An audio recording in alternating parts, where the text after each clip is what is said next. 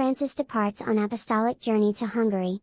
Pope Francis sets off on his 3-day apostolic visit to Hungary aboard the papal plane bound for Budapest, following a meeting at the Casa Santa Marta with a group of 15 homeless people. The papal plane took off from Rome's Fiumicino airport on Friday morning at 8:21 a.m., as Pope Francis began his apostolic journey to Hungary. Ahead of his departure, the Pope met briefly with 15 people who sleep rough around St. Peter's Basilica, who were accompanied to the Casa Santa Marta by Cardinal Konrad Krajewski, the prefect of the Dicastery for the Service of Charity. Departure guaranteed.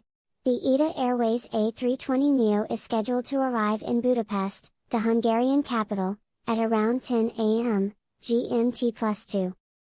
As a side note, a former employee of Alitalia, now ITA Airways, told Vatican News that the Italian flag carrier has always guaranteed the Pope's departure by preparing 2 identical planes with all the trimmings, in case either were to experience last-minute technical difficulties that could hinder or delay takeoff.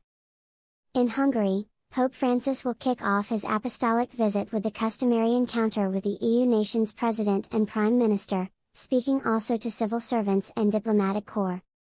During his 3 days in Budapest, the Pope will meet with the local church's clergy and ministers, as well as with young people and refugees.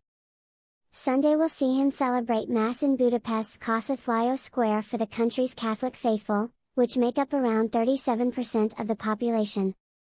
A visit to the center of Europe. Ahead of his departure, Cardinal Secretary of State Pietro Parolin told Vatican media that the Pope will visit only Budapest, rather than traveling to other parts of the country, in order to pack as many encounters as possible into his tight schedule, as well as to celebrate the city's 150th anniversary.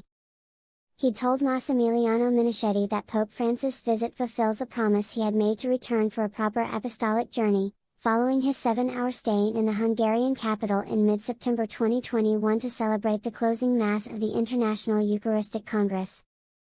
Though the focus of his journey to Hungary remains fixed on strengthening the faith of the local church, Cardinal Parolin said the Pope also hopes to encourage refugees fleeing the war in Ukraine, while expressing his gratitude to the local church for its assistance in welcoming over 4 million Ukrainians who have traveled through Hungary in search of safety. Although there are only a few of them left, the figures give around 35,000, the local Catholic Church, through Caritas in particular, but also with the help of the government, has done its best to welcome and care for these refugees as they continue their journey to other European countries, said the Cardinal Secretary of State.